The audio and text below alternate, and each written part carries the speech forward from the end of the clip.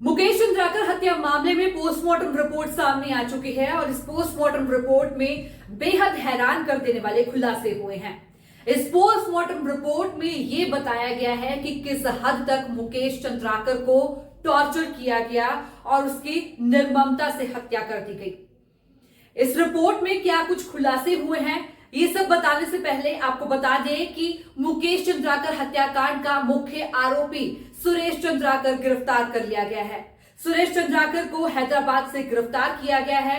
उसके 3 सगे भाइयों समेत 4 आरोपियों को पहले ही पुलिस गिरफ्तार कर चुकी है।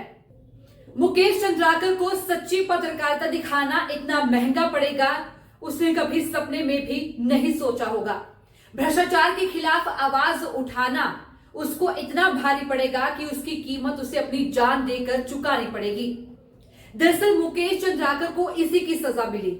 उसने भ्रष्टाचार उजागर किया था एक ठेकेदार का, जो कि उसका चचेरा भाई है। सुरेश चंद्राकर मुकेश चंद्राकर का चचेरा भाई है और उसी की तरफ से किए गए भ्रष्टाचार का उसने खुलासा किया था, पर बदले में उसे मिली दर्दनाक मौत। मुकेश चंद्राकर की पोस्टमार्टम रिपोर्ट में जो खुलासा किया गया है वो बेहद हैरान कर देने वाला है। दैनिक भास्कर में छपी रिपोर्ट के मुताबिक सुरेश चंद्राकर के सिर पर चोट के 15 निशान थे। उसके लिवर के 4 टुकड़े हो चुके थे, गर्दन की हड्डी टूट गई थी, यहां तक कि उसकी 5 पसलियां भी टूट गई थी। पोस्टमार्टम रिपोर्ट से अंदाजा लगाया जा सकता है कि किस हद तक मुकेश चंद्राकर को टॉर्चर किया गया होगा। यहां तक कि उसका पोस्टमार्टम करने वाले डॉक्टर ने भी यह कहा कि मुकेश चंद्राकर की हत्या किसी एक नहीं बल्कि 1 से अधिक लोगों की तरफ से की गई है। यहां तक कि उसने अपने 12 साल के करियर में ऐसा कभी नहीं देखा। सुरेश चंद्राकर, जो कि रिश्ते में मुकेश चंद्राकर का चचेरा भाई था, उसको इस बात की नाराजगी थी कि मुकेश चंद्राकर ने उसका भ्रष्टाचार उजागर कर दिया था।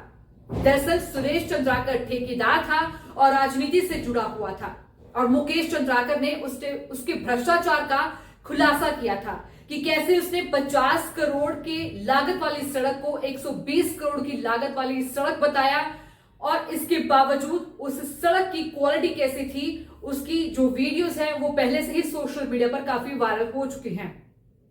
पर यहां पर यह बड़ा सवाल खड़ा होता है कि आखिर सच्ची पत्रकारिता दिखाना क्यों इतना महंगा है। पत्रकार को अपनी जान पर खेलकर लोगों की आवाज उठानी पड़ती है। यहां पर एक बड़ा सवाल लोगों के लिए भी है कि क्या वो ऐसी चाटुकारिता वाली पत्रकारिता देखना चाहते हैं या फिर मुकेश चंद्राकर जैसी पत्रकारिता जो लोगों के हक की आवाज उठाता है, भ्रष्टाचार को उजागर करता है। बड़े बड़े जर्नलिस्ट ने अभी तक मुकेश चंद्राकर की हत्या के बारे में एक शब्द तक नहीं कहा। आज के समय में किस तरह की पत्रकारिता की जाती है, बड़े बड़े स्टूडियोज में बैठकर, एसी रूम्स में बैठकर सवाल जवाब किए जाते हैं और सिर्फ एक ही पक्ष की बात की जाती है, जबकि विपक्ष या फिर लोगों के मुद्दों की तो बात ही नहीं की जाती। यहां तक कि अगर कोई बात भी करता है तो कैसे उस व्यक्ति के साथ क्या क्या होता है उस सबसे हर कोई भली भांति जानू है। पर मुकेश चंद्राकर की हत्या ने एक बड़ा सवाल यहां पर यह खड़ा कर दिया है कि आखिर क्यों सच्ची पत्रकारिता दिखाना आज के समय में इतना महंगा हो गया है, इतना डरावना हो गया है कि कई बार पत्रकार को इसकी कीमत अपनी जान देकर चुकाना पड़ता है। मुकेश चंद्राकर के साथ भी कुछ ऐसा ही हुआ। सुरेश चंद्राकर, जो कि चचेरा भाई था रिश्ते में, उसका भ्रष्टाचार उजागर जब किया तो सुरेश चंद्राकर ने पहले तो मुकेश चंद्राकर को बड़े ही बहाने से उसको खाने पर अपने घर पे बुलाया, जहां पर उसका बैडमिंटन कोर्ट था, परिसर था, वहां पर उसको बुलाया और वहां पर उसको बुलाकर किस तरीके से उसको टॉर्चर किया गया और दर्दनाक उसको मौत दी गई। बाद में उसकी लाश को कैसे सेप्टिक टैंक से निकाला, ये वीडियो सबने देखी है। ये बड़ा सवाल उन लोगों के लिए भी है और उन बड़े बड़े जर्नलिस्ट से सबसे ज्यादा ये सवाल है कि आखिर अभी तक उन्होंने मुकेश चंद्राकर की मौत के मामले में एक भी शब्द क्यों नहीं बोला।